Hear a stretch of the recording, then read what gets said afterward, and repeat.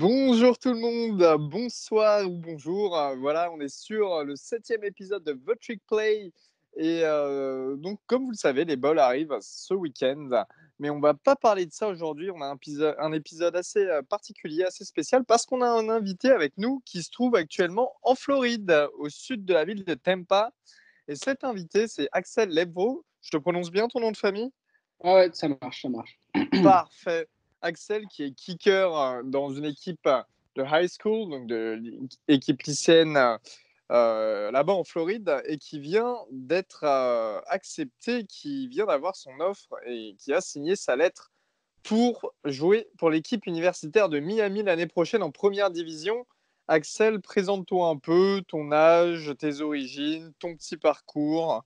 Dis-nous tout, on est tout oui. Moi, je m'appelle Axel, j'ai 18 ans.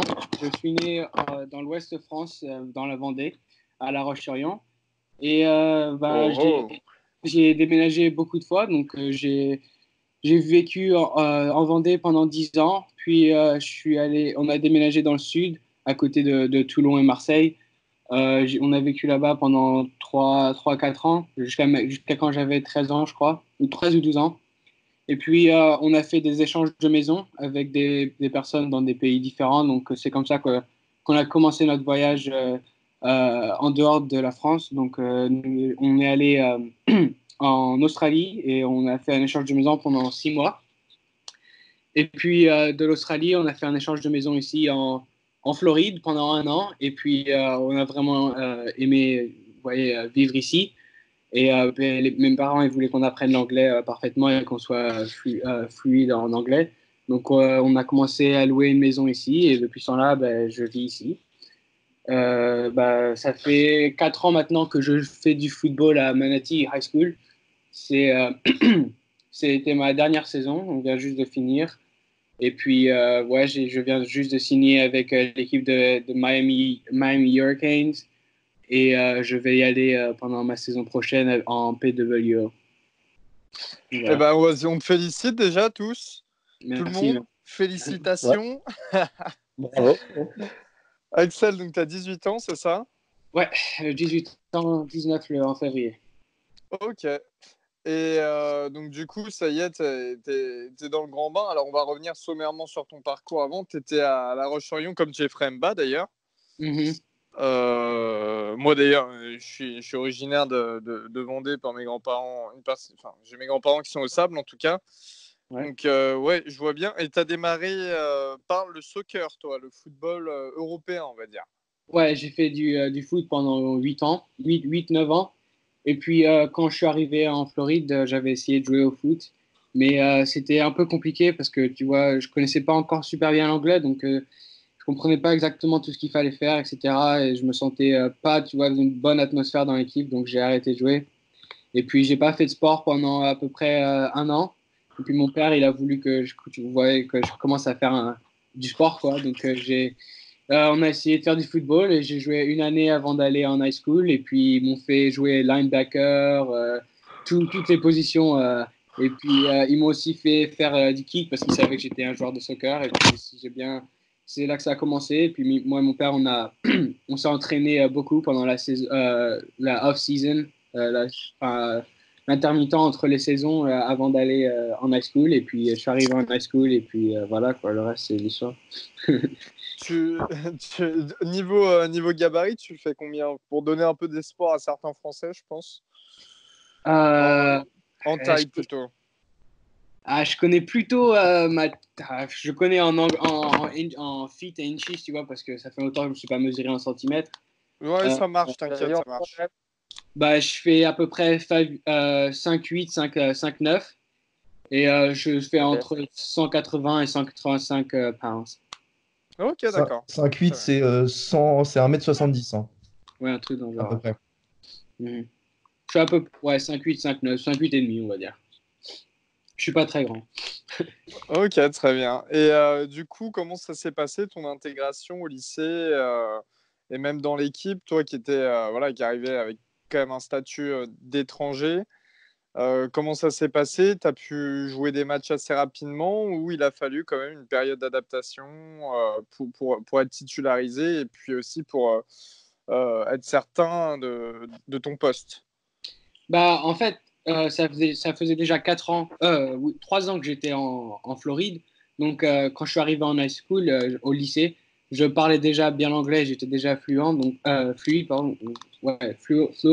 Donc, c'était assez facile pour moi de m'intégrer parce que j'avais aussi joué une année de football. Donc, je connaissais pas tout parfaitement. Vous voyez, je connaissais pas vraiment trop bien les règles à ma deuxième année. Donc, j'ai appris ça. Donc, quand je suis arrivé à ma première année au lycée, en fait, au lycée, il y a 3 équipes. Il y a l'équipe de varsity. Donc, ça, c'est les meilleurs joueurs, tu vois, l'équipe dont le lycée elle est connue pour. Ouais. Après, il y a aussi junior varsity. Donc, ça peut être tout le monde entre première année et troisième année. Et il y a aussi l'équipe pour les premières années, où c'est que des premières années qui jouent. Donc, moi, quand je suis arrivé, tu vois, je voulais faire du kick, mais j'étais pas que focus sur ça. Donc, ma première année, j'étais un receiver et aussi le kicker. Donc, j'ai joué 2 ou 3 matchs, je crois, avec l'équipe des freshmen, donc juste pour les premières années. Et puis, j'ai pris la place de celui qui était juste kicker parce qu'il avait raté 2, 3 fois. Donc, ils m'ont mis sur le terrain pour faire les kicks aussi. Et donc, j'ai mis tous mes kicks. Et grâce à ces matchs-là, j'ai pu sauter un niveau en milieu d'année. Ils m'ont mis dans la junior varsity, donc celle pour tous ceux qui sont entre freshman et donc première année et troisième année. Et donc, j'ai très bien joué là. J'ai mis tous mes field goals. J'étais assez bon pour quelqu'un de mon âge. Vous voyez, parce que première année, c'était très bien ce que je faisais pour une première année.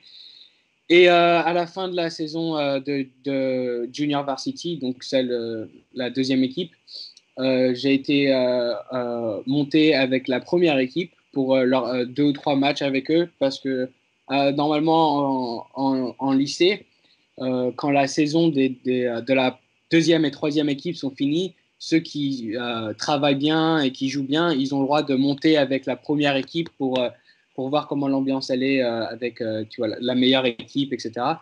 Donc, je suis monté avec la première équipe dans ma première année pendant 2 ou 3 matchs. J'ai pu faire un field goal et un kick-off cette année-là. Et puis, c'était la fin de ma première année en lycée. Et puis après, je suis allé dans ma deuxième année de lycée et j'ai commencé directement dans la première équipe et j'ai gagné le starting spot. Donc j'ai gagné le poste titulaire parce qu'un des seniors avait quitté parce qu'il devait jouer au tennis ou quelque chose comme ça. Donc grâce à ça, on était à peu près au même niveau, mais il était plus vieux que moi, il avait 2 ans de plus que moi, donc il avait un peu plus de force, mais en précision, on était pareil.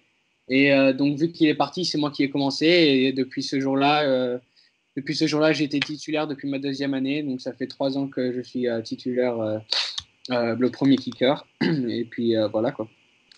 Et au poste de kicker, justement, tu as une pression qui est assez particulière. C'est un Ouais. métier, le métier de kicker est quand même un métier peu connu dans le football américain, hein. Alors que c'est un métier qui rapporte beaucoup de points. C'est toujours, parfois, ça arrive même très souvent, les équipes qui gagnent à un kick près. Ou, voilà. Ouais. Toi, comment tu la gères, cette pression? Comment tu te sens quand tu es sur le terrain et que tu sais qu'il y a de l'attente? Surtout que je sais que tu as joué des matchs de playoff récemment. Ouais. Comment tu gères tout ça dans ta tête? Bah, c'est beaucoup de préparation. Donc, pendant la saison, moi, à mon lycée, on a la chance d'avoir des vrais coachs pour les kickers. Parce qu'il y a beaucoup de lycées, en tout cas en Amérique, où les kickers, ils sont pas vraiment coachés, quoi. Le coach, il dit aux kickers, allez sur le terrain et kicker et soyez meilleur, quoi. Et dans notre lycée, nous, on a des vrais coachs et donc on s'entraîne à, par exemple, on va sur la ligne du côté, quoi. Et puis le coach il commence de compter, de descendre de 10 et on a genre 10 secondes pour pouvoir kicker, tu vois. et où on se prépare pour faire un kick et puis juste avant qu'on kick, le coach il dit time out et donc on doit attendre 30 secondes avant de pouvoir re-kicker. Et tu vois, c'est plein de petits entraînements comme ça qu'on fait pendant la saison pour être préparé pendant ces moments. Et puis après, pendant les matchs, c'est toujours compliqué. Enfin, c'est une bataille contre ta propre conscience quand tu es sur le terrain. Faut pas laisser quoi que ce soit rentrer dans ta tête. Ça m'est arrivé des fois et c'est dur à, à prendre, surtout quand. Enfin, moi, j'aime vraiment pas quand je rate ou quand je fais quelque chose de pas mal. Donc, quand je fais quelque chose de mal, donc c'est dur pour moi. Mais quand tu es un kicker, faut pouvoir. Je ne sais pas comment le dire en français, mais en anglais, mes coachs ils me disent toujours de to have amnesia, d'oublier ce qui vient juste de se passer quand tu rates. Et il faut juste Ouais. continuer et C'est ça. essayer d'aider les autres, quoi. Aider ton équipe comme tu peux. C'est un peu comme les quarterbacks, on leur demande souvent d'avoir une mémoire à court terme et vite Ouais. passer à l'action suivante et vite que Ouais. le résultat soit bon ou mauvais, le mettre de côté et passer au prochain. C'est un peu ça l'état d'esprit. Exactement, ouais. Et alors, je voulais savoir ta dernière. Donc là, ta dernière saison, ça s'est clôturé sur un match perdu en playoff. Ouais. Qu'est-ce que tu retires de cette saison au niveau de l'expérience, au niveau de ce qui s'est passé, grosso modo? Qu'est-ce que tu retires comme expérience après cette saison? Et puis, est-ce que quand même, dans cette équipe, tu as senti une certaine synergie pour aller jusqu'en playoff et même éventuellement aller jusqu'au bout, quoi? Est-ce que tu sentais que c'était possible? Cette saison, c'était la meilleure saison qu'on a eue depuis très longtemps parce que notre équipe, elle a pu aller dans les playoffs pendant les 10 ou 11 dernières années parce qu'on a toujours une assez bonne équipe à Manatee. Et on a commencé la saison vraiment difficilement. On a perdu 3 matchs d'affilée, donc on était 0-3 directement. Et donc, tu voyais, tout le monde était contre nous, tout le monde disait qu'on était nuls cette année. Et puis après, je crois qu'on a gagné 6 ou 7 matchs d'affilée. Et puis, on a battu Venice pour le district, pour être les champions les champions de la région. Non, pas de la région, de la county où on est. On les a battus pour ça. Et puis Venice, c'est une très très bonne équipe aussi. Tu vois, c'est Manatee. On n'avait jamais battu Venice depuis quelques années.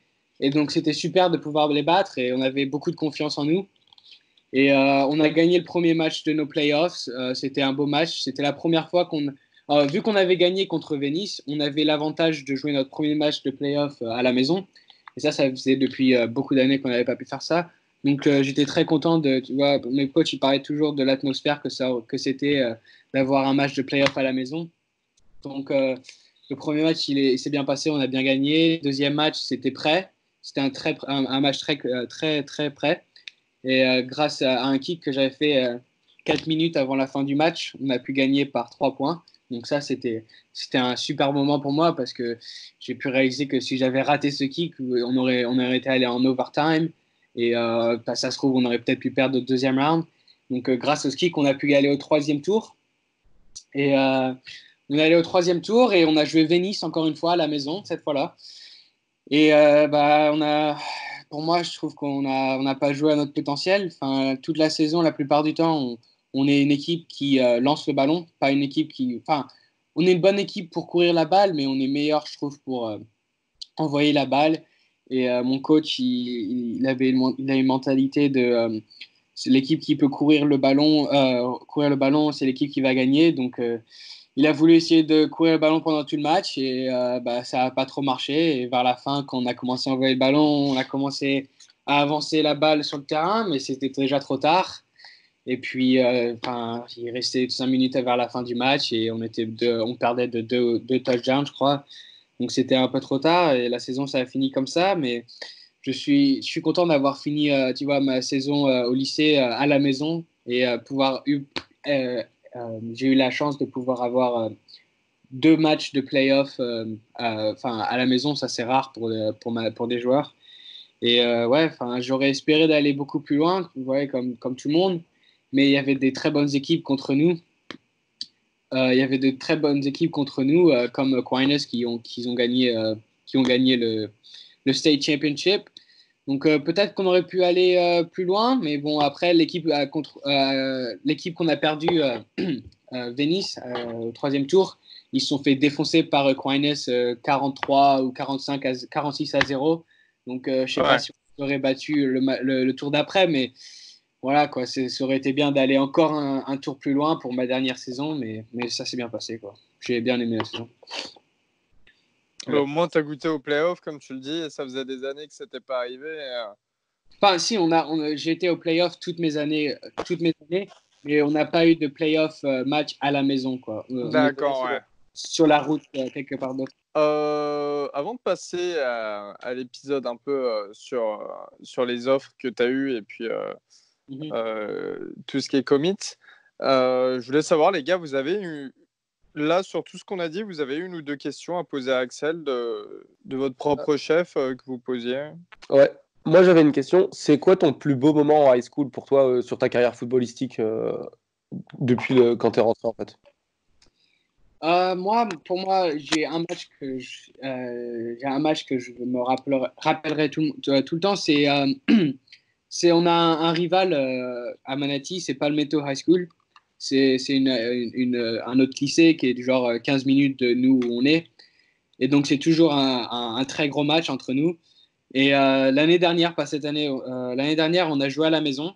Et ce match-là, c'était juste parfait. On avait une crowd, un public de malades. Il y avait toutes les stands, les tribunes étaient remplies. Et, et donc, il y avait beaucoup d'ambiance. Et puis, ce match-là, j'ai pu faire gagner mon équipe, encore une fois. C'était un super match, je ne l'oublierai jamais. On pouvait pas trop marquer, donc j'ai eu 3 field goals ce match-là. Donc 3 field goals de 40, 40 et 43 ou un truc comme ça. Et on a gagné de 9 points, les 9 points que j'avais mis. Et donc ce match-là, je l'oublierai jamais. C'était un très gros match et c'était super. Après, j'ai aussi d'autres moments comme cet été quand je suis allé à Louisville, j'ai pu faire quelques kicks dans leur terrain, sur leur terrain de match. Et ce terrain, il est magnifique. C'est un grand terrain avec des grands écrans derrière. Et j'ai une vidéo de moi en train de kicker un field goal de 55 sur Instagram. Et c'était une super belle ambiance d'être là-bas. Et puis, je rêvais d'aller dans un terrain comme ça. Et puis maintenant, je vais pouvoir faire ça à Miami, dans leur Hard Rock Stadium. Donc, ça va être super, quoi. Ouais. Ah ouais, c'est vrai, ça, dans un stade NFL en plus, c'est vrai. Un grand stade. Car l'université de Miami et aussi partage de stade avec les Miami Dolphins, dont on connaît la saison, mais bon, qui reste un club quand même historique de la National Football League. Vous aviez d'autres questions, les gars, avant de passer au commit? Ouais, moi j'en ai une. Axel, je voulais te demander comment ça se passe niveau calendrier? Vous jouez que contre votre district, enfin le comté, que contre des équipes de Floride, ou ça vous arrive d'aller dans d'autres États? Ça dépend de quel niveau ton équipe est là, quoi. Donc, par exemple, ma première année, j'étais pas encore dans la première équipe. Donc, la première année, ils ont joué en Georgia ou un truc comme ça, ou un truc dans le genre. C'était pas en Floride. Ils ont joué contre une équipe. En fait, ça dépend de beaucoup de choses parce que le lycée, faut déjà, il ait de l'argent pour pouvoir faire travel toute son équipe. Donc ça, faut avoir assez d'argent pour faire voyager toute l'équipe.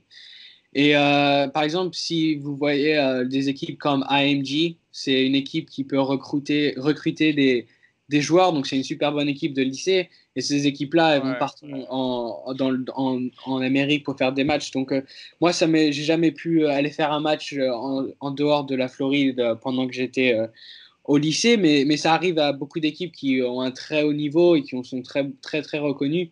Et Manatee, c'était comme ça il y a quelques années. En 2011, ils ont gagné un State Championship. En 2009, ils sont allés en finale.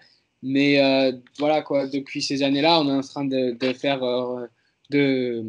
remonter notre programme pour qu'il soit aussi bon qu'avant. Donc, pour l'instant, je pense que ça va prendre 2 ou 3 années qu'on ait encore des bons joueurs qui rentrent dans l'équipe pour que Manatee soit encore bien reconnu par beaucoup de personnes en Floride, quoi. Et peut-être qu'après, on pourra aller jouer en dehors de la Floride. Ok, merci. Ouais, moi, j'avais une petite question en plus, ça va introduire la partie d'après. Parce que tu parlais de tes coachs sur ton dernier match de playoff contre Venice. Ouais. Si je dis pas de bêtises, ton coordinateur offensif à Manatee, c'était Jack West Green, Yeah, ouais. qui est pour la petite histoire, qui est un Hall of Famer des Gators de Floride. Ouais. Il a pas essayé de te recruter un petit peu pour venir à la maison, un truc comme ça, non? Et Bah, moi, quand j'ai vu ça, je me suis directement dit, ah, il y a peut-être moyen que. Et au final, pas du bon côté de la Floride, à mon avis. Mais voilà. je suis allé à UF pour un camp quand j'étais en première ou deuxième année. Et UF, c'est une très grande écurie et ils ont déjà un kicker qui est très très bon. Et tu vois, je pense qu'ils sont déjà très bien situés en mode Et voilà. kicker pour les années qui arrivent. Et puis ils avaient des kickers comme Eddie Pinheiro, etc.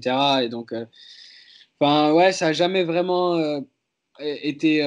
J'ai jamais vraiment eu de connexion avec les coachs de Floride. Mais ouais, ça s'est jamais passé comme ça. J'ai jamais vraiment parlé avec les coachs de. Ouais. Franchement, j'ai pas vraiment parlé très. J'ai parlé avec des coachs, mais ça n'a jamais été, tu vois, beaucoup d'intérêt Ok, en moi. d'accord. Ça veut dire. Et tu voyais plus de temps de jeu possible à Miami, du coup. Et plus rapidement, en tout cas. Ouais, probablement. Et puis, j'ai toujours aimé les Gators, même si maintenant je peux pas trop dire ça. Ouais, Mais non, dis pas ça, dis pas ça, dis pas ça, dis pas ça, dis pas ça. c'est toujours une bonne. Ah, dis pas ça. Nous, on sait, nous, entre nous, on le sait, mais faut plus dire ça. Hein. Ah, Nous, mais non, on te veut vivant, on veut que tu sois un fan favorite. Ne dis pas ça. non, mais ça, c'est l'une des dernières fois que je peux le dire. Voilà, c'est ça. La première fois que je suis venu en Floride, on m'avait donné on avait acheté, j'étais venu dans une famille d'accueil pendant un mois, on m'avait acheté un jersey, un maillot des 14, mais maintenant je peux plus l'avoir celui-là. Il va falloir que je. Enfin, Si t'as une photo avec sur les réseaux, juste supprime-la, tu vois, et puis Ah ouais, non, tu seras t'inquiète. tranquille. à mon avis, le ménage a été fait déjà là. Ah, ça. Ouais. Et il y a une dernière question de Robin qui gère le compte d'Oregon. Robin, vas-y, lance-toi. Alors, moi, c'est deux toutes petites questions. C'est quoi ton range, là où tu es le plus confortable, le plus loin? Et la dernière question, c'est quoi ton kick le plus long dans toute ta carrière? Donc, ça dépend aussi des conditions. Tu parles pendant un match ou pendant un entraînement. Enfin, il y a beaucoup de conditions. Donc, Pendant un match, ton range, genre, je sais pas, 45 yards, tu te sens confortable, et ouais, ton plus long kick dans un match. Et aussi, ouais, à l'entraînement, si jamais tu as mis, par ouais. exemple, tu parlais tout à l'heure de Louisville, où tu as mis 55 yards, est-ce que tu as déjà mis des kicks plus loin dans n'importe quelle condition? Ouais, bah déjà en match, ça dépend. Avec mon coach, à chaque fois quand on s'échauffe, on teste les conditions parce que les matchs, on n'est pas dans des grands stadiums, tu vois, donc c'est un peu ouvert partout. Donc il y a beaucoup de vent, etc. Quand il y a du vent, si c'est à gauche, si c'est à droite, s'il pleut, etc. Donc il y a beaucoup de conditions qui manage ma distance. Donc après, la plupart du temps pendant les matchs, j'étais pour mon coach, il donnait à mon head coach entre 40 et 50 yards. C'était toujours à peu près ma range, quoi. Et puis c'était pendant mon plus long kick que j'ai fait pendant ma carrière, c'était un 48 ou 47, je crois. C'était l'année dernière. Cette année, je crois que j'ai raté un kick qui était plus long que ça. Mais ça, je m'étais raté. Le terrain, j'avais glissé quand j'avais mis mon pied d'appui et puis j'avais tapé le sol et puis j'étais dégoûté parce que j'aurais pu battre le record de mon école pour le field goal le plus long, mais j'ai pas pu faire ça, donc c'était dommage. Et en entraînement, j'ai tapé une fois, j'ai fait un 61. Et puis quelques fois avec mon coach, on s'amusait, on a fait des 60 de là et par-ci. Mais avec un 60, un 61, tu vois, il y a un peu de vent dans le dos pour aider. Mais voilà, quoi, c'est à peu près ma range pour l'instant, quoi. Excellent. Ouais. Bravo. Et ouais, on est en train de parler au futur Justin Tucker français. Attention. Ah, ça, je sais pas. Lui, c'est une légende. Ah ouais, ah ouais. D'ailleurs, est-ce qu'il y a un kicker que tu admires tout particulièrement et que tu t'essayes de modeler ton jeu après? Bah, il y a deux kickers. Enfin, bien sûr, il y a Justin Tucker que je connais, enfin, je sais à quel point il est super. C'est un très, très bon kicker. Mais il y a deux joueurs que j'aime beaucoup. C'est l'ancien joueur de Floride, Eddie Pinheiro, qui maintenant il est en train de kicker chez les Chicago Bears. Lui, j'ai toujours aimé Exact. parce que lui, il a commencé il arrive du soccer. En un an, il apprend à kicker et puis il kick super bien pendant ces saisons où il était le kicker. Et puis un autre kicker, c'est Butker, c'est le kicker pour les Kansas Chiefs.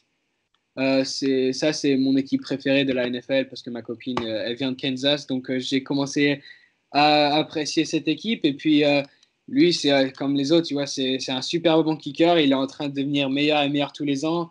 Hier soir, il a mis un 56 en plein milieu du match. Enfin voilà quoi, ces gens-là, quand je les vois, c'est un peu des machines quoi. Ils font des kick-offs et sur leur kick-off, ils les mettent entre les poteaux quoi. Donc ces joueurs, ils sont juste tellement bons. J'aimerais tellement être comme eux quoi. Ils ont vraiment de la patate quoi. Ouais, je vois. Ouais. Et pas un petit Will Lutz des Saints. Non, je te taquine, je te taquine. Mais en parlant de Will Lutz, perso, moi j'étais au match des Saints en ouverture face aux Texans.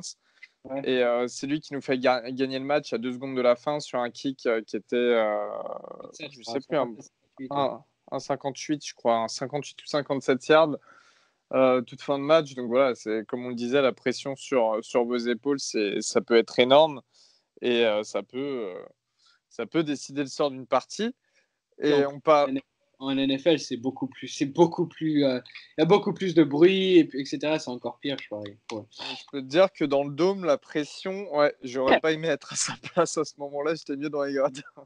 C'est comme Ouais. à la dernière seconde. Quoi. Elio, Oui. j'ai une petite question pour Axel. Toi qui as commencé par le foot, est-ce que tu penses que tu peux comparer la position de kicker, pour ceux qui débutent un peu avec le sport, au niveau de la pression, je parle avec celui d'un gardien de but, dans le sens où ça peut être le type de joueur qui va avoir aucune action tout le match et qui va devoir faire l'action décisive avec tout le monde qui le regarde à la dernière seconde du match. Ben, moi, souvent, parce que on est français, donc on adore le foot dans ma famille, et souvent on compare le kick à Ouais, un c'est l'OM chez vous, hein. Ouais, c'est l'OM, ouais. Mais nous, souvent, on compare un kick, comme moi je fais, à un penalty, tu vois. Donc, Ouais. c'est toi devant tout le monde et il faut que tu mettes le penalty. Le gardien, après, ouais, ça peut être à peu près pareil parce que le gardien, c'est le dernier mur et tout est sur ses épaules pour pouvoir gagner le match des fois. Mais je pense que pour la meilleure représentation pour un kick que moi je fais, c'est les penalties, tu vois. Ok. Quand tu as un penalty à faire et que tu as tout le monde en train de te bouer, etc., il faut que tu le mettes dans les filets. Quoi. Ah, c'est le meilleur, ça, quand tu as tout le monde contre toi, Ouais, à l'extérieur, ouais. quand tu fais taire à tout le public. Parfait, ça. Ouais. Alors, on va passer. Moi, Axel, là, je suis sur ta page 247 Sports, donc celle qui classe les joueurs en nombre d'étoiles à la sortie du lycée et puis qui montre les offres, en fait. Je vais juste citer ce que j'ai sous les yeux. Okay. Et tu vas me dire, grosso modo, avec ces facs, si tu as vraiment eu finalement des contacts ou pas, et si tu en as eu, comment ça s'est passé. Après, si voilà, tu as des détails à omettre, des choses qui pourraient te contrarier, tu me le dis pas, il n'y a pas de souci. Mais voilà, alors, la seule fac qui t'a fait une offre véritable que j'ai sous les yeux, hein, c'est le site qui met ça, c'est Southern Miss. Je sais qu'on en avait parlé, toi et moi, et je pense que tu vas en parler après. Sinon, en fac intéressé, j'ai Duke, Kentucky, Miami, bien sûr, et South Carolina. Toi, est-ce que tu as eu des contacts avec toutes ces facs où il y en a, finalement, tu ne sais pas pourquoi elles sont là, ou voilà, déjà. Enfin, il y en a beaucoup. Enfin, j'ai eu des contacts. Enfin, des contacts pour moi, c'est par exemple sur Twitter, je parle avec beaucoup de coachs. Je leur envoie toujours mes notes, mes transcripts, mes highlights, etc. Donc, ouais, j'ai parlé avec toutes ces équipes, mais j'ai aussi parlé avec d'autres équipes. Par exemple, j'avais de très bons contacts avec Harvard. Et ça, c'était une super école dont je voulais aller. J'avais les bonnes notes pour aller à Harvard. J'étais, je crois, leur top 3 pour y aller. Mais on a des tests en Amérique, c'est des tests standardisés. Et j'avais pas une note assez bonne sur ce test-là. Donc, à cause de ça, j'ai pas pu aller en Ivy League. Mais ouais, j'ai parlé aussi avec Harvard, j'ai parlé avec Louisville, j'ai parlé avec Yale, avec Dartmouth, enfin, il y a plein d'autres Ah ouais, équipes. beaucoup d'avis, c'est bien ça. Ouais, il y avait beaucoup d'avis parce que j'avais des très bonnes notes, mais c'était juste mon test standardisé qui m'a fait perdre des places parce que, par exemple, on était allé à Cornell ou à Yale, etc. Et il y avait des gens, d'autres kickers, tu vois, qui étaient là à des camps. Et je kickais mieux que des kickers qui étaient là-bas. Mais à cause de ce test-là, ils ont pris les autres au-dessus de moi, quoi. Donc ça, c'est dommage. Même si j'étais meilleur que eux, en Ivy League, c'est pas que le sport, c'est aussi beaucoup les notes. Et donc j'avais des très bonnes notes, c'était juste ce test-là. Après, Southern Miss, c'était une offre que j'ai eue ma deuxième année. Ils m'ont fait une offre et puis enfin j'avais un bon contact avec eux, on parlait souvent avec eux. Et je suis allé à un camp chez eux et puis je sais pas, après ils ont un peu arrêté de répondre et ils ont signé un kicker je crois l'année dernière et puis enfin ça s'est un peu noyé et puis on a arrêté de vraiment parler quoi. Ouais. Et donc du coup, ensuite Miami. Alors Miami, comment ça s'est passé? Comment tu as été en contact rapproché du coup ces derniers temps jusqu'à finalement signer ta lettre? Quel a été un peu le process quoi avec Miami? Bah, ça fait un petit moment que je parle avec mes amis. Déjà, je suis allé à un camp qu'ils avaient, je crois, ma deuxième année. Mais ma deuxième année, c'était des coachs différents que maintenant, tu vois, parce que ça change souvent les coachs. Donc, j'étais allé à un camp, j'avais vraiment aimé, etc. Et puis, on a commencé à parler sur Twitter avec le assistant coach pour le special teams. Et donc, on a commencé à bien parler avec Coach Patka, avec Coach Patka, ouais. Et je suis allé à un de leurs camps. Ils m'ont fait, je suis monté pour aller kicker c'était l'été dernier. L'été dernier, et puis ils étaient vraiment impressionnés par mes kicks. Ils ont vraiment beaucoup aimé ce que je faisais. Et donc, on est parti comme ça. Et puis, ils m'ont dit, si vraiment c'est quelque chose que tu veux faire, tu veux vraiment venir ici, on t'offrira un PWO. Et donc, on est resté en contact. On est allé visiter le collège, enfin, l'université avec mes parents. Et puis, on a vraiment aimé. Et puis, ils m'ont donné une offre de PWO. Et puis, j'ai eu les lettres dans la boîte aux lettres disant que pour signer. Et puis, enfin, j'avais pas vraiment d'autres opportunités qui m'intéressaient parce qu'en plus c'était resté en Floride, donc c'était un super choice que j'ai pour moi, donc j'ai juste décidé de signer avec eux et puis voilà quoi. Et Miami, donc qui sont, faut le dire, hein, pour tout le monde qui ont vécu, qui est une très grosse fac niveau football, qui a vécu une période assez faste, notamment durant les années 90 et les années 2000. Et Ouais. là, tu connais quand même quelques noms que tu vas rejoindre dans cette équipe. Alors, ça sera peut-être pas forcément, ce sera tes coéquipiers en tout cas, Mhm. mais il y a quand même des gros noms. Il y a peut-être Martel, il y a Jaron Williams, il y a Jeff Thomas, le receveur. Ouais. Par exemple, un Tate Martell qui est très très médiatisé pour des bonnes ou mauvaises raisons. Ça, c'est hors football. Mais toi, est-ce que tu te sens impressionné, prêt à relever le challenge, à être à côté de ces gars-là et de voir peut-être sur certains matchs éventuellement leur sauver les miches, quoi. Ah bah je vais pas mentir, après il y a beaucoup de compétition encore à Miami pour les kickers. Après, même s'ils ont eu des problèmes cette année avec beaucoup de field goals ratés, voyez, il y a quand même Bobo Baxa qui est un très bon kicker. Et ça va être difficile de prendre sa position directement, mais ça va être un fight, quoi. Il va falloir vraiment beaucoup travailler. Et puis, ouais, je vais dans une équipe où il y a des gens que je vois à la télé, quoi. C'est un peu surréel. C'est un peu fou. Enfin, c'est un peu intimidant aussi.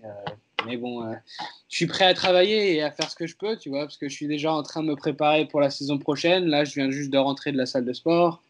Et enfin, voilà quoi, je suis juste vraiment honoré de pouvoir avoir cette opportunité. Bah ouais, profite, enfin vraiment, nous, tout ce qu'on peut te dire, c'est que depuis la France, on te suit à la loupe. Tu l'as vu de toute manière avec toutes les Ouais. félicitations que tu as reçues quand tu as signé ta lettre. Voilà, Yes. fais attention aux filles à la fac. Hein, tu connais le topo, tu as une copine. Voilà, reste à ce niveau-là, fais attention à tout ça. Moi, les facs aux États-Unis, je connais un peu. Robin d'Oregon connaît un peu aussi. Bon, voilà, c'est pas toujours. Quand tu es français, en plus déjà que ça te donne un plus, alors en plus de ça, quand tu es dans l'équipe, bon. Les gars, vous avez des questions en plus pour Axel par rapport à ça? Ouais, bon, Axel, est-ce que tu peux, pour les auditeurs là qui savent pas forcément ce que c'est, est-ce que tu peux répéter ce que c'est une PWO? Parce que tout le monde n'est pas au courant. Ben, en fait, le, pour le recrutement des joueurs, les deux positions souvent les plus compliquées pour avoir des full scholarships, c'est souvent les quarterbacks et les kickers, parce que ça, c'est des positions qui sont, tu vois, c'est une seule position, c'est un joueur, c'est souvent celles qui sont choisies à la fin. Et donc, il y a les scholarships, il y a des walk-on. Donc, des walk-on, c'est par exemple des personnes qui vont. Par exemple, moi, je suis pas un walk-on, je suis un preferred walk-on, mais par exemple, les walk-on, c'est quelqu'un qui irait à l'université et qui décide de vouloir jouer. Et donc, il va aux entraînements pour les tryouts, par exemple, et il va essayer d'aller sur l'équipe, de rentrer dans l'équipe. Après, il y a des PWO, c'est un preferred walk-on. Et ça, c'est par exemple, tu as à peu près les mêmes avantages, presque tous les mêmes avantages quelqu'un qui a un full scholarship. Mais le seul problème, c'est que tu dois payer pour la plupart de l'université. Donc, tu vas pas à l'université gratuitement. Donc, ouais, je pouvais pas avoir un full scholarship pour l'université parce que à Miami, ils donnent des full scholarships pour les kickers tous les 3 ans. Et donc, le dernier full scholarship qu'ils ont donné, c'était en 2018 à Boba Baxa, le kicker qui joue maintenant. Et donc, le prochain full scholarship, c'est en 2021. Et ils ont déjà trouvé quelqu'un pour donner un full scholarship en 2021. Donc, moi, un preferred walk-on, c'est un peu comme un scholarship, mais ils peuvent pas te donner de l'argent. C'est un peu un coach qui te dit on te veut et on te veut dans l'équipe. On veut que tu viennes, mais on peut pas t'offrir une grosse somme d'argent pour payer tout ton lycée, toute ton université, quoi. C'est à peu Et près est-ce ça. que par la suite, si tu fais des exploits sportifs, entre guillemets, ils peuvent te donner la scholarship ou tu es vraiment sûr de ne pas l'avoir au fil de tes 4 ans? Ah oui, oui, non, ça ouais, c'est possible. Par exemple, s'il y a un joueur qui est sur un scholarship, il transfère dans une équipe, dans une autre équipe, ou un joueur qui se fait kick-out de l'équipe, ils vont chercher celui qui travaille le plus dur, celui qui est le meilleur, etc. Et puis après, tu vois, c'est toujours une question de celui qui travaille le mieux et qui est le meilleur. Après, c'est un peu comme un business hein, quand tu arrives à l'université parce que c'est à la télé, il y a beaucoup d'argent en jeu. Et donc, c'est les coachs, ils veulent toujours essayer d'avoir le meilleur joueur possible sur le terrain. Donc, c'est une possibilité que je puisse avoir un scholarship. Après, ma première année, je pense pas. Ma deuxième, ce serait peut-être compliqué, mais peut-être possible. Et puis, ma troisième, ce serait peut-être ma meilleure opportunité de pouvoir avoir un scholarship. Mais pour l'instant, j'y vais juste en tête de faire mon mieux et de vraiment montrer ce que je peux faire pour essayer d'avoir ce scholarship, quoi, parce que c'est beaucoup d'argent à Miami. Ouais. Les amis, notre question ou on passe au commit? Ouais, juste. De toute façon, Axel, on est d'accord. Tu joues 3 ans et tu te présentes à la draft après. Pardon? J'ai dit, on est d'accord que tu joues 3 ans, ta saison Lui, il est agent senior, de tu la joueur skippes maintenant. et tu passes à la draft en 2022 du coup. C'est Ah, ça le projet. C'est ça le projet du coup. mon projet, tu vois, c'est. Enfin, la Et un NFL, diplôme, sois diplômé.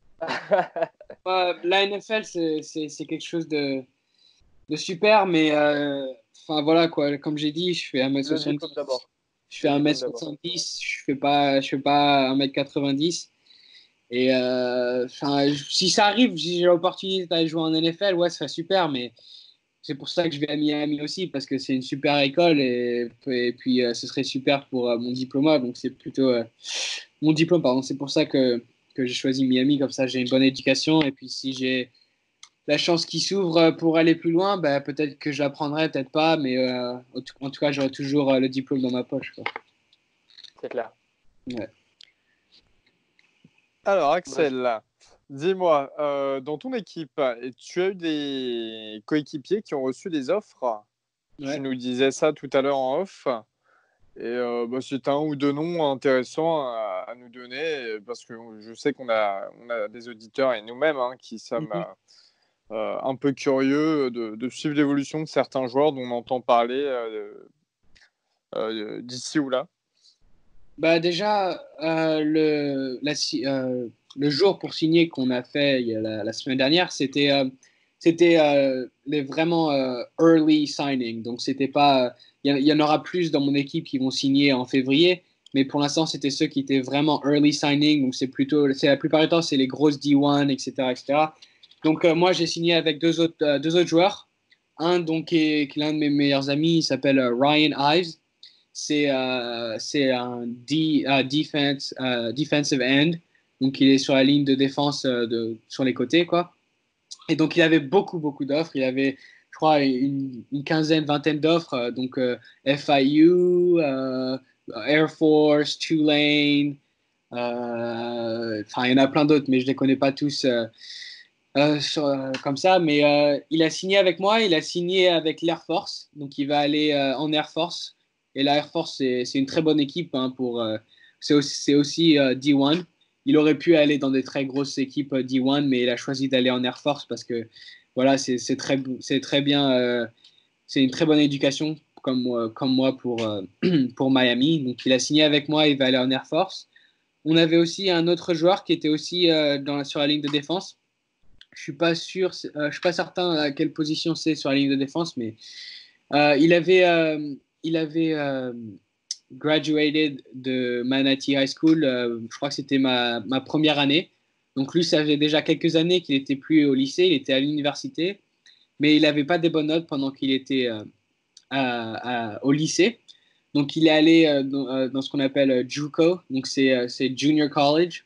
C'est souvent où c'est souvent des très bons joueurs qui n'ont pas des bonnes notes, qui vont souvent là-bas pour essayer d'avoir des meilleures notes et de pouvoir peut-être avoir un scholarship dans une plus grosse équipe. Donc lui, c'est ce qui s'est passé.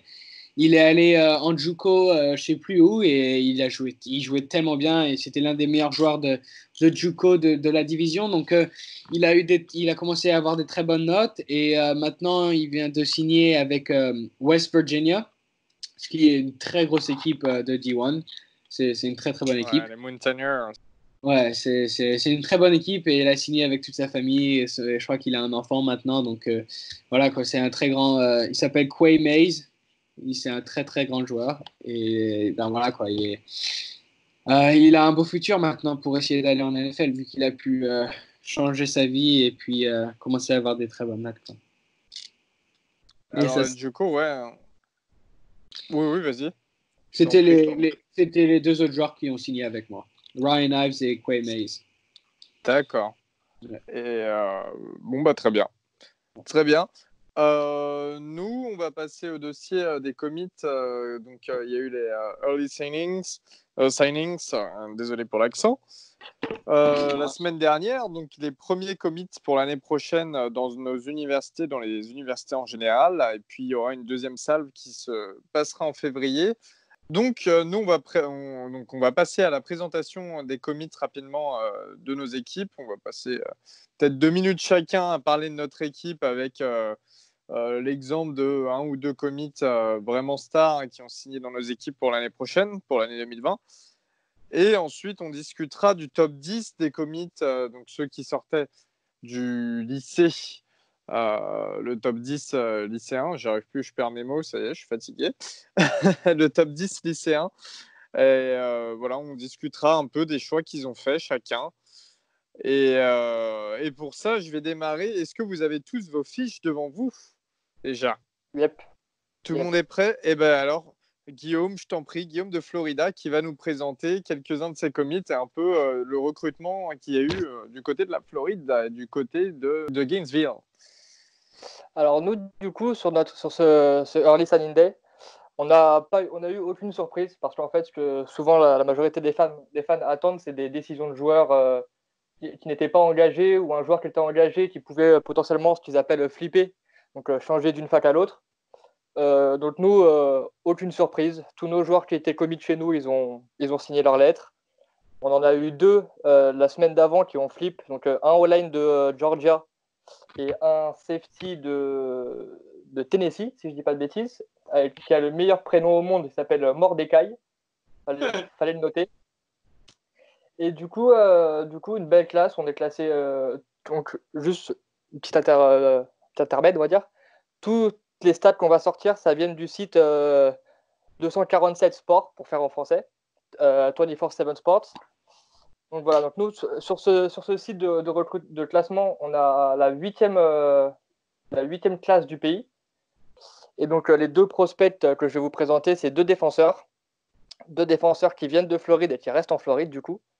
Donc on a Gervon Dexter, qui est le 31e joueur du national. Donc c'est un prospect 4 étoiles. Donc les étoiles, ça va de 1 à 5. Donc les 5, c'est les top players en général.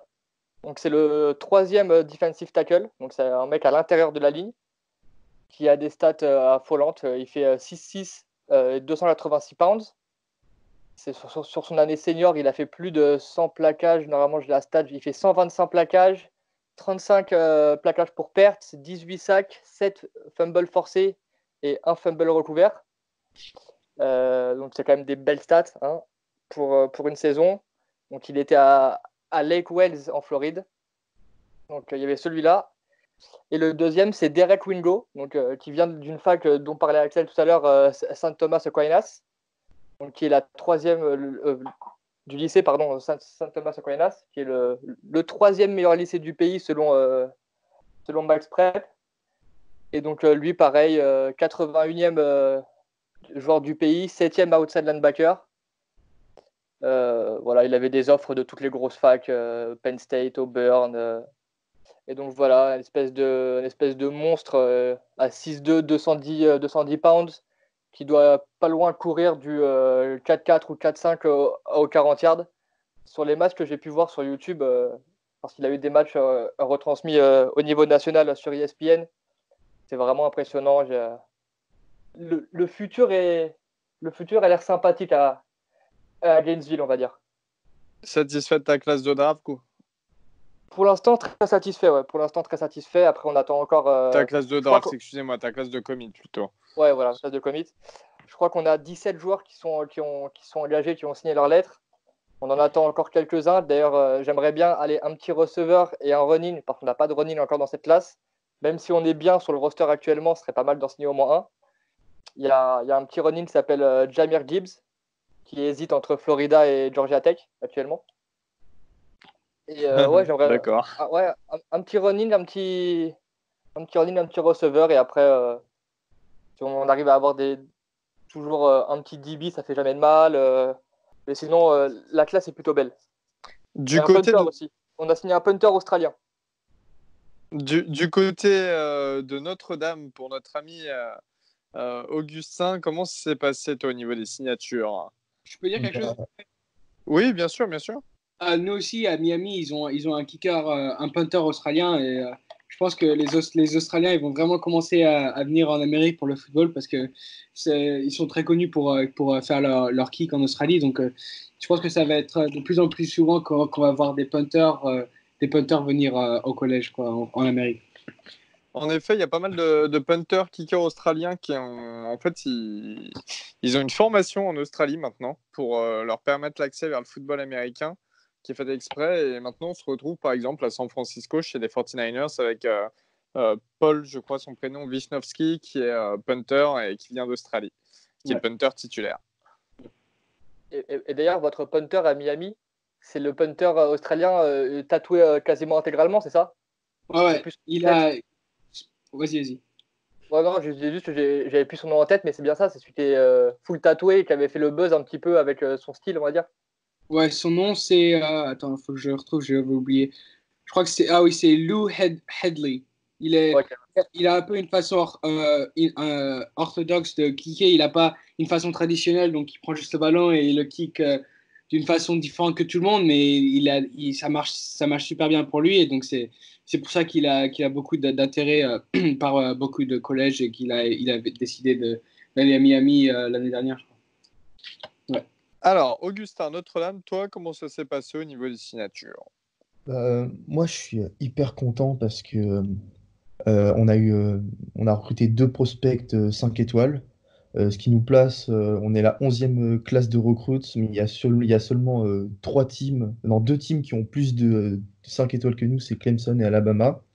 Donc ça faisait franchement hyper longtemps qu'on n'avait pas eu 5 stars euh, dans une classe de recrues. La dernière fois, c'était en 2009 avec Michael Floyd, l'actuel receveur des Ravens, et Dane Quist, le QB back à flop lui aussi. Bref, à Notre-Dame, on en a pas mal.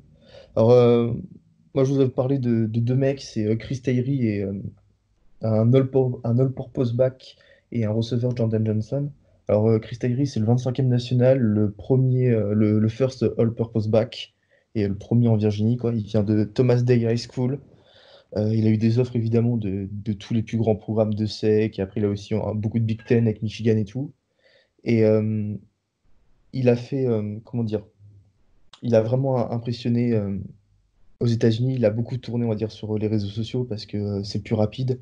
Il court le 40 yards en 4,38. Il a une accélération de fou furieux en fait sur ses premiers steps. Euh, sur ses premiers steps, il arrive à prendre une vitesse assez phénoménale. Donc ça, j'ai vraiment hâte. Petit problème, il reste relativement petit. Il fait qu'1,70 m pour un running back. C'est pas très costaud. Euh, voilà. Il fait à peine 80 kilos, mais bon, il aura le temps de prendre du poids avec Notre-Dame. Et j'ai pas trop peur parce qu'on a plutôt des bons coachs en running back. On a réussi à développer les Josh Adams, Dexter Williams, etc. Et il aura du temps de jeu dès sa première année. Alors, on a aussi recruté Jordan Johnson, 28e national, 4e receveur aux États-Unis, du coup, sur la classe.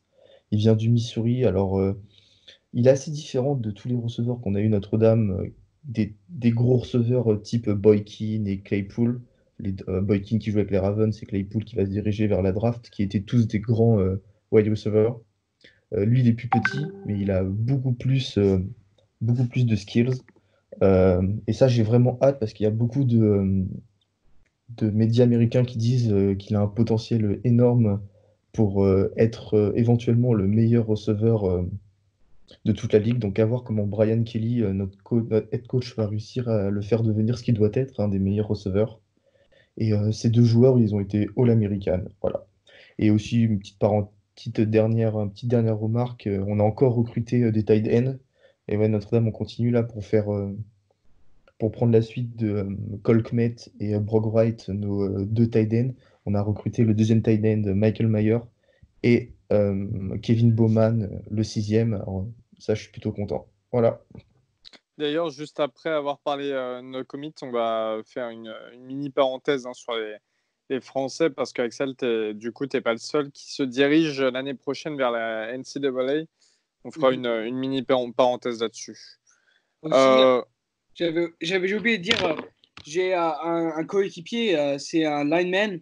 Il s'appelle Charles Armstrong et il a une offre de Floride, parce que vous parliez juste de la Floride.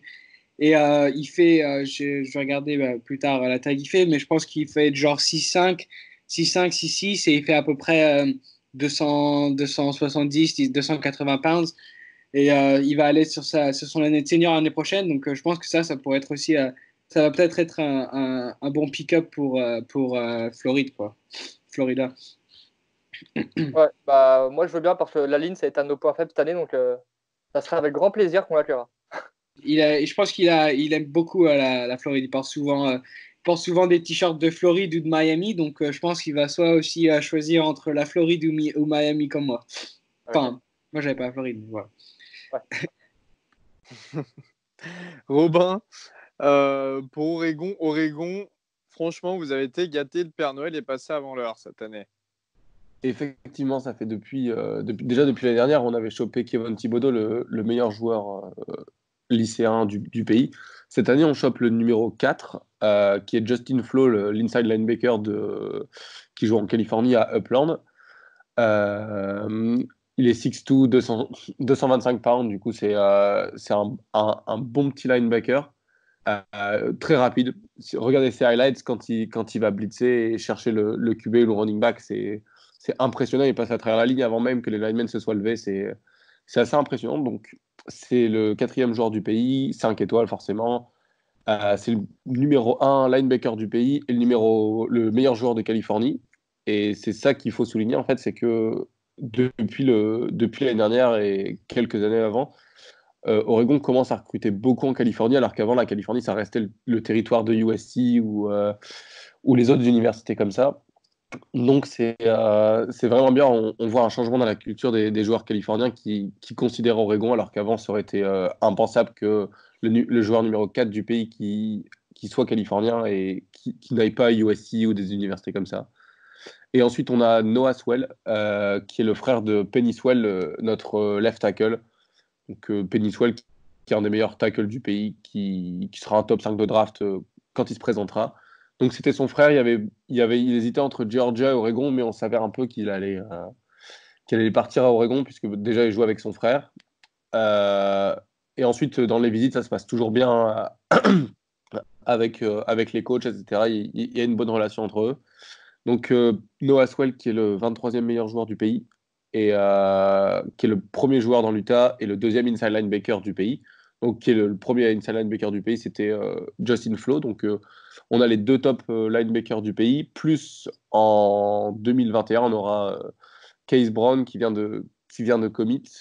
Donc, cette classe comment dire, de linebacker va être folle. Et on pourra avoir un des meilleurs trios, je pense, sur le terrain d'ici quelques années. Sur Oregon, il y a parce que moi, quand je parlais de Venice, il y a un joueur de Venice, il s'appelle Malachi Wideman, et je crois il est commit avec Florida State, mais il n'a pas signé la semaine dernière parce qu'il a encore quelques visites à faire, et donc je pense de ses visites, c'est aller à Oregon, donc peut-être que lui, il ira dans cette équipe parce que c'est un wide receiver 4 étoiles et il est très grand, il fait 6'4 et c'est un très bon joueur aussi, lui. Donc ça pourrait peut-être être un autre recrute qui qui irait à Oregon, je pense. Bah, surtout que ça serait bien, puisqu'en receveur, il y a un receveur 4 ou 5 étoiles qui a flip, qui est passé d'Oregon à Clemson, il me semble. Enfin, on a perdu un gros commit receveur, donc ça nous ferait un peu de bien d'avoir un bon joueur, un bon receveur. Pour l'instant, il est avec FSU parce il a une offre pour le basket et pour le football, mais je pense que parce qu'il a encore beaucoup de visites à faire et je parlais avec l'un de ses coachs et il disait qu'il ne va pas encore faire cette décision parce qu'il doit aller à Oregon et il aime aussi beaucoup l'école, donc il n'est pas sûr. Ouais, bah, espérons qu'il flippe, du coup. Ouais. Moi, je vais passer à Maryland, du coup, donc, qui est mon cas. Maryland, donc vous connaissez la saison en demi-teinte qu'on a fait. Mais il y a une chose qu'on ne peut pas retirer à notre nouveau coach, ça fait un an qu'il est là, c'est Michael Locksley, qui arrivait, qui était offensive coordinateur à Alabama. C'est que c'est un très très bon recruteur, un excellent recruteur même, et que là, il a réalisé de gros coups avec le programme de Maryland. Alors déjà, pour vous remettre dans le contexte, on a été chercher pas mal de joueurs locaux, mais notamment en Floride aussi. Et on a ramené l'hélico, c'est-à-dire qu'on venait faire signer des joueurs, on leur a rapporté leurs lettres en hélicoptère. Voilà, aussi simple que ça. C'est la magie de la NCAA. Notre plus gros style, alors ça, faut le dire, j'avoue que ce jour-là, c'était jouissif. C'est Rakim Jarrett qui est le 20e joueur national et le 2e meilleur receveur de tout le pays à sortir du lycée. Alors Rakim Jarrett, c'est qui était à St. John's College High School à Washington, qui est quand même un des meilleurs lycées niveau football. Voilà. Pour la petite anecdote, j'ai ma copine qui était dans ce lycée, qui voyait donc tous les jours pas mal de gros footballeurs qui étaient dans la classe de Terrell Lewis, là, que vous allez voir sortir à la draft cette année assez haut. Et donc du coup, chaque année, Maryland prospecte beaucoup du côté de ce lycée et du côté local, parce qu'on sait qu'on a toujours on a St. Francis Academy à Baltimore, on a DeMatt High School à Hyattsville qui est à 10 minutes de notre campus et toujours qui sort des 4 et 5 étoiles en abondance. Et Rakim Jarrett, celui qui était receveur, qui avait commit à LSU, qui devait signer à LSU, et le jour même, il a changé pour signer à Maryland. Donc là, c'était vraiment jouissif. Faut dire aussi qu'il y a Stephen Diggs qui était dans la balance. Stephen Diggs, le receveur star des Vikings de Minnesota en NFL, qui l'a contacté au téléphone parce que Stephen Diggs, c'était pareil, c'était un receveur 5 étoiles qui était demandé et courtisé par toutes les grosses universités, mais qui venait du Maryland et qui a décidé de jouer local. Donc, comme l'a dit Rakim Jarrett, j'ai grandi ici, c'est ici que je vais faire mon histoire. Bienvenue Rakim. On a Ruben Hippolyte aussi, qui est un outside linebacker 4 étoiles qui nous vient de Floride. Hippolyte, qui est vraiment intéressant. Lui, pareil, c'est un énorme recrutement parce qu'il avait les offres d'Alabama, d'Auburn, de Florida, Florida State, Miami, LSU. Donc, pareil, super gros style pour l'équipe. Et on a aussi réussi à avoir deux running backs qui viennent d'Oklahoma et du Michigan, mais qui sont dans le top 35 running back du pays, ce qui est notifiable. Voilà. Sinon, c'est beaucoup de 3 étoiles et pas mal de joueurs aussi qui viennent de JUCO. Justement, on parlait des JUCO. Eh bien, il y a pas mal de joueurs qui viennent de JUCO et qui viennent notamment qui viennent notamment de. Alors, je ne sais pas si vous avez vu la série sur Netflix Last Chance You. Et il y a cette université dans les 2 dernières saisons, ce college qui s'appelle Independence. Et ben, on a signé 3 joueurs qui viennent de là-bas. On a pas mal renforcé la ligne offensive. Donc ça fait plaisir. C'est vraiment beaucoup de joueurs qu'on veut, qu'on faim. Et beaucoup de joueurs qui avaient des offres d'université dites meilleures que Maryland et finalement qui sont chez nous. Donc voilà, personnellement très satisfait et très beaucoup de la part de notre coach Mike Loxley, sur qui on ne peut pas sur un head coach le juger en une saison. Donc laissons-le recruter son type de joueur, 7 types de joueurs, et nous verrons la saison prochaine et la saison d'après. On va passer, alors rapidement aussi, je voulais faire une petite parenthèse, on a parlé avec Axel, mais il y a aussi d'autres Français qui vont aller en NCAA l'année prochaine. Il y a d'autres Français. Il y a Wilfried Penney qui vient de signer sa lettre pour aller à l'université de Virginia Tech. Virginia Tech qui reste toujours un très gros programme de D1. Hein. C'est énorme pour un Français, donc félicitations à lui. On a aussi Jeffrey Mba qui a reçu des offres de très très grosses facs de première division. Mba que j'avais pu interviewer il y a quelques mois. Qui vraiment, lui, avec l'embarras du choix, et dans son Final Four, je crois qu'il a Florida State, Virginia et West Virginia. Donc voilà, c'est quand même un avenir très prometteur. On a aussi Terrence Fall, je crois, qui a signé à Brigham Young. Ouais, si je ne m'abuse. Ouais, c'est ça, BYU, le receveur. Exactement. Donc félicitations à Terrence Fall aussi. Qui joue en lycée, lui, en Californie. Il y a un compte français qui recense tous les joueurs français évoluant aux États-Unis et au Canada, donc que ce soit au lycée ou que ce soit en NCAA, qui s'appelle, c'est French in NCAA, c'est ça les gars? Ouais, je crois que c'est ça. Vous l'avez sous la main? Ouais, c'est Frenchies in NCAA, je crois. N'hésitez pas à aller le suivre de toute manière, on vous remettra le lien dans la description avec ce podcast. N'hésitez pas à les suivre parce que c'est vraiment toutes les infos sur les joueurs, sur leur destination, mais aussi sur leur performance en match. Et voilà, le celui qui tient le compte est aussi celui qui tient le compte Tennessee France. Donc, n'hésitez pas à les suivre aussi pour l'actualité du Tennessee. Les amis, est-ce qu'on ne finirait pas avec le top 10 des joueurs sortant du lycée? On commande juste leur choix. Voilà, parce que ça y est, le top 10, tout le monde a signé pour une université l'année prochaine. Donc voilà, ça vous dit, on commente rapidement leur choix et puis on terminera le podcast là-dessus. Allez, il y a de quoi faire en plus. Ouais. Vas-y. Eh bien, on va commencer avec le premier joueur, le numéro 1 à la sortie de lycée, qui est Brian Breezy, qui est defensive tackle et qui vient du Maryland. Lui qui a grandi dans le Maryland, mais qui a décidé de ne pas jouer pour le Maryland et qui s'est orienté vers Clemson. Clemson, qui est une machine, une fac connue pour sortir des defensive tackles. Vraiment, je pense que c'est un des postes privilégiés dans cette université. Qu'est-ce que vous en pensez? Il est géant, lui. C'est un monstre physique. Après, je l'ai pas vu, j'ai pas pu le voir jouer parce que je crois que si je dis pas de bêtises, il joue dans un petit lycée entre guillemets à Damascus, qui est pas un lycée voilà. forcément réputé dans le Maryland niveau c'est football. Ça. Et j'ai pas vu des stats incroyables. Donc à mon avis, les scouts ont dû voir connaissent bien plus leur métier que moi je ne le connais. Donc je mets pas en doute leur avis. Mais c'est vrai que ces stats n'étaient pas spécialement impressionnantes. C'est pas le genre de joueur qui a fini à 100 plaquages, 30 sacs et 10 fumbles forcés.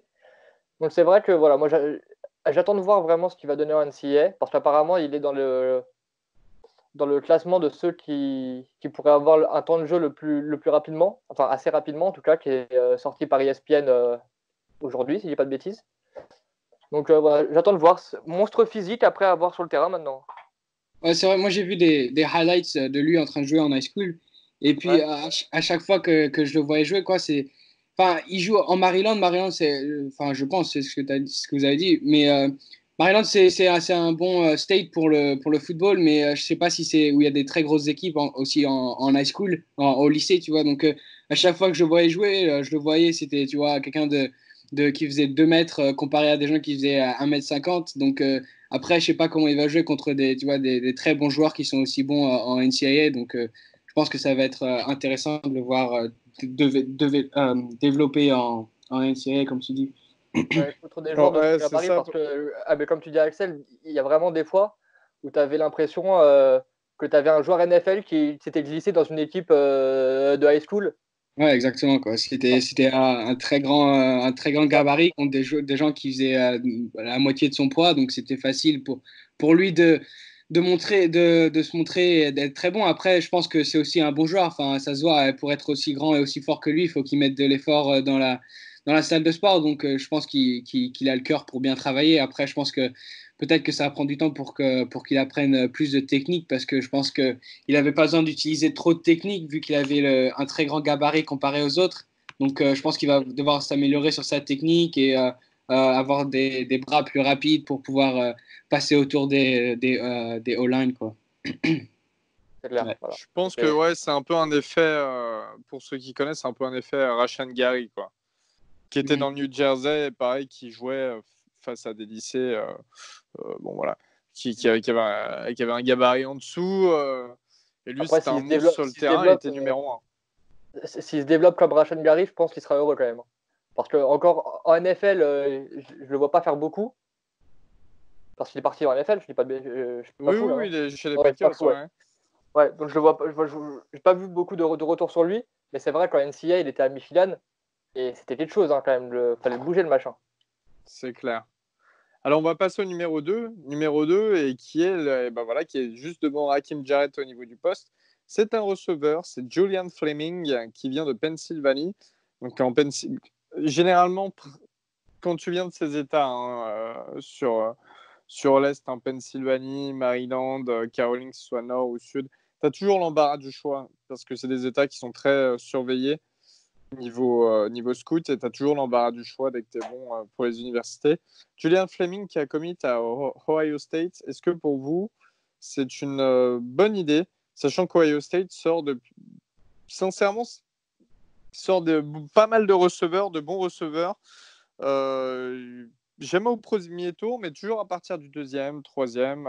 Voilà. Et puis, ils ont sorti le receveur qui a dépassé le nombre de réceptions hier dans la ligue. voilà. Le record, Fallait Michael Thomas. Ah oui.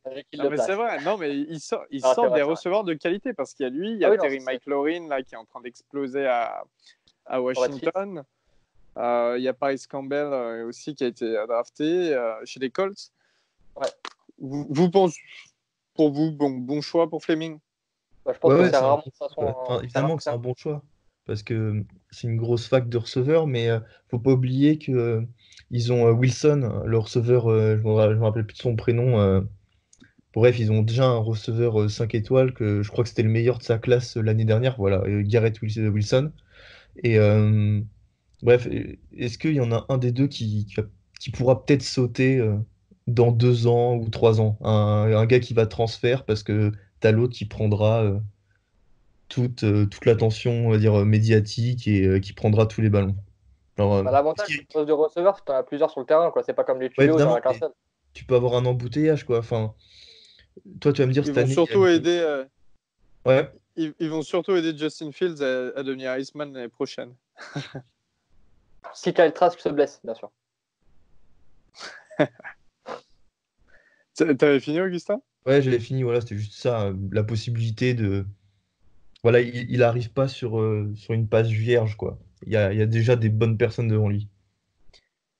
En numéro 3, on a Myles Murphy qui vient de Georgie. Alors voilà, là c'est un peu controverse. Donc Myles Murphy qui est defensive end et qui a signé à Clemson alors qu'il vient de Géorgie. Guillaume, un commentaire là-dessus? Je pense que.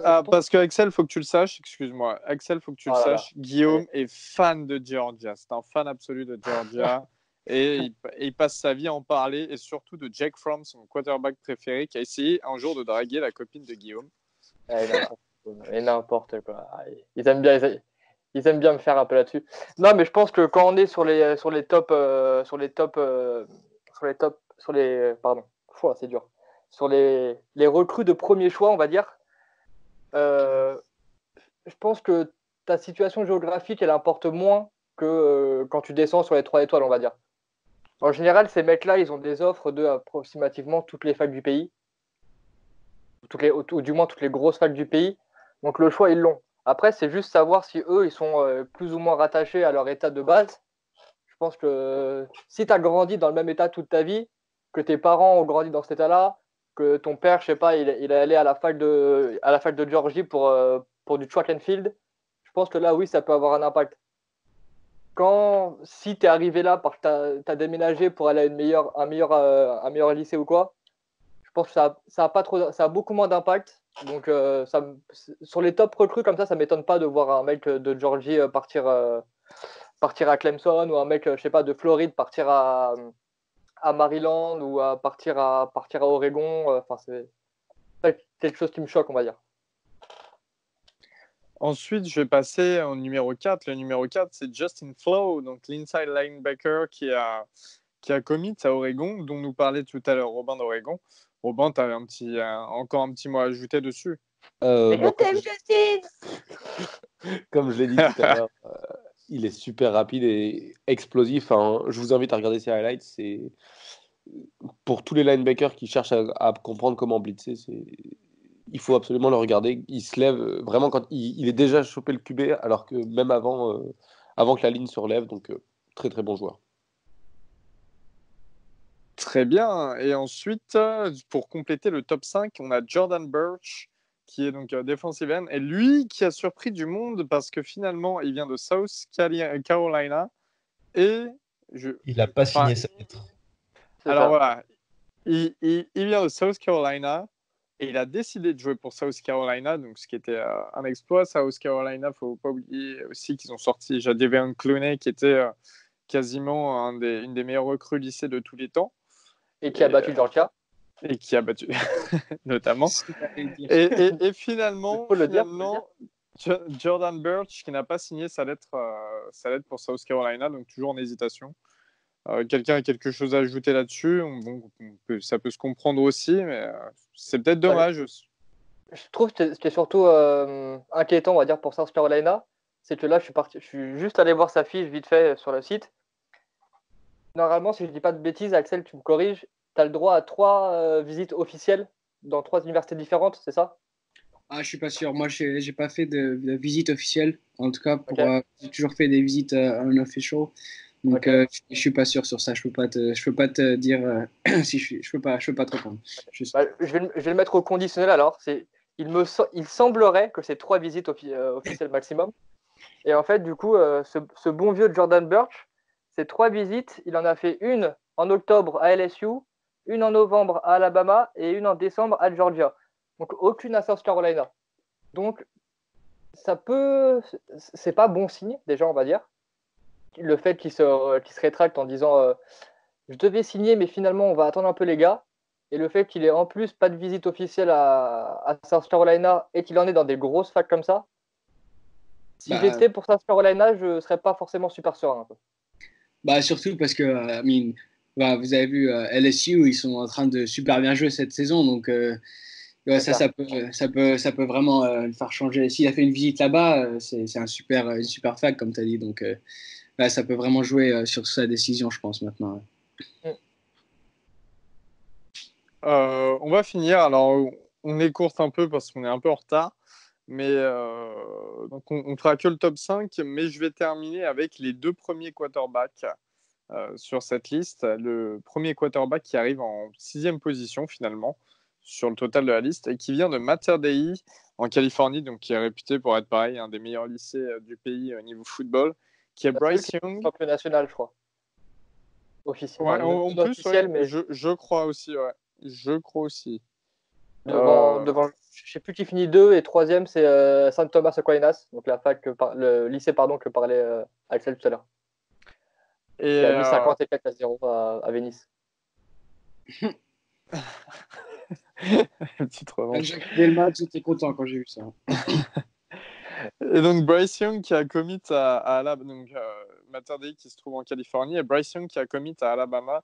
Est-ce que très très très très très rapidement, est-ce que c'est pas un pari parce que en dehors du fait que voilà, toi ou un peu ouvert la voie récemment pour un QB à Alabama, mais c'est vrai qu'Alabama ça n'a jamais été réputé pour être une fac qui sortait des gros quarterbacks quoi. Est-ce que c'est un Ouais. pari pour Bryce Young? Ils en ont besoin d'un nouveau quarterback. Mm. Parce que leur quarterback, ils partent, etc. Donc, il va falloir qu'ils aient un bon quarterback qui arrive. Bah, ils ont le petit frère de Tua déjà qui est là-bas, Ouais, ouais, c'est vrai. en tant que quarterback. Tolia. C'est ça, Tolia, j'avais plus son prénom, je voulais pas dire de bêtises. Mais ouais, après, si je dis pas de bêtises, avant de s'engager à Alabama, il avait commit à USC.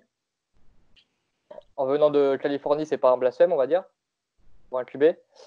Et voilà, je pense assez logiquement, c'est un QB qui peut courir, qui a des bonnes jambes. Donc ça suit dans la lignée un peu de Tua qui a montré qu'il savait jouer avec son bras et ses jambes. Plutôt logique, je trouve. Il Et aura ses titres. Et donc, le quarterback suivant, c'est le numéro 12, c'est DJ Uiagalelei. DJ Uiagalelei qui vient de Saint John Bosco, pareil en Californie. Saint John Bosco, on est toujours dans le même style, c'est un énorme lycée pour le football. Et Uiagalelei qui a commit, ça faisait longtemps qu'il avait déjà commit, hein, mais qui a commit pour Clemson. Clemson, on sait que c'est Trevor Lawrence, le quarterback titulaire, qui le sera encore l'année prochaine, mais qu'à la fin de la saison prochaine, Trevor Lawrence est éligible pour la draft. Donc, est-ce que Uiagalelei ne ferait pas un peu une Spencer Rattler ou une Kyler Murray à Oklahoma, Murray qui était derrière Mayfield et Rattler qui arrivait derrière Jalen Hurts? C'est ça, il va redshirt l'année prochaine et il jouera après, Ouais. tranquillement. Moi, DJ Uiagalelei, il hésitait en fait. Son top 2, c'était Oregon et Clemson. Et du coup, j'ai regardé beaucoup de ses matchs et c'est un bon pro style QB. Il est vraiment précis, il a un bon bras. Il a un Et énorme bras. ouais, un énorme bras, ouais. Du coup, enfin, c'est dommage qu'il soit pas à Oregon, évidemment, forcément. Mais moi, je pense que c'est un bon choix pour lui d'apprendre derrière Trevor Lawrence. Un an, le système de Dabo Swinney, il va bien se mettre dedans. Ouais, c'est Et sûr. ensuite, avec Clemson, l'équipe qu'ils ont cette année, ils ont ils ont un nombre incalculable de 5 stars, un nombre incalculable de 4 stars. Du coup, il va se retrouver dans une bonne équipe avec un an derrière un QB, un des meilleurs QB universitaires. C'est bon pour lui. Et contrairement à Alabama, Dabo Swinney il a montré qu'il savait développer des quarterbacks pour la NFL aussi avec Deshaun Watson. Oui. Et Trevor Lawrence. Exact. Et, ouais, mais Trevor Lawrence, il n'est pas encore en NFL. On Mais sait ouais. il y sera. Oui, il y sera. Après, tu sais jamais ce qui se passe sur NFL. Ouais. Tu sais jamais qui va être un buzz, qui va être un. Je ne souhaite absolument pas, parce que je dis attention. Et je ne pense pas qu'il va l'être. Mais juste attendons de voir avant de le couronner comme le futur MVP, quoi. Forcément. Et après aussi, il ne va pas à Clemson que pour le football. Il me semble.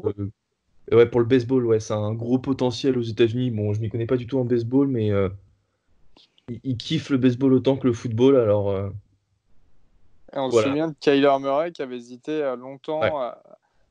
entre le baseball et le football, sachant que le baseball, il y a un risque moindre de blessure, même si on a mal à l'épaule à la fin de la carrière.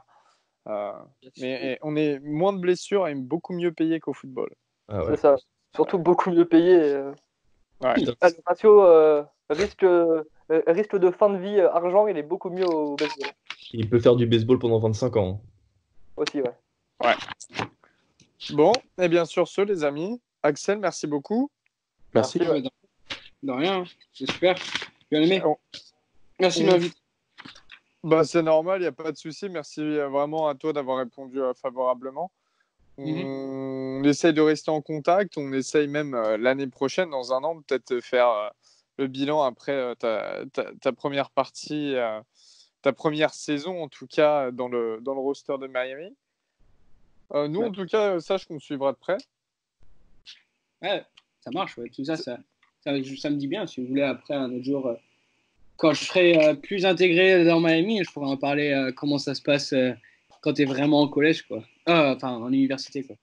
Carrément, ça serait génial. Et puis, même si voilà, tu as besoin de quoi que ce soit, t'hésites pas avec nous. Le podcast Trick Play, on est tous ouverts. Okay. Voilà. Bon, bah, en tout cas, je te souhaite une bonne fin d'après-midi. Je nous souhaite une bonne soirée, les amis. Ouais. Bonne soirée. On se fait Bonne tous soirée, des les gars. bisous et profitez bien. Joyeux Noël à tout le monde. Hein. Passez de bonnes fêtes avec vos proches, avec vos familles. Voilà. Et on revient très, très vite la semaine prochaine. Allez, ciao, les gars. Salut. Ciao.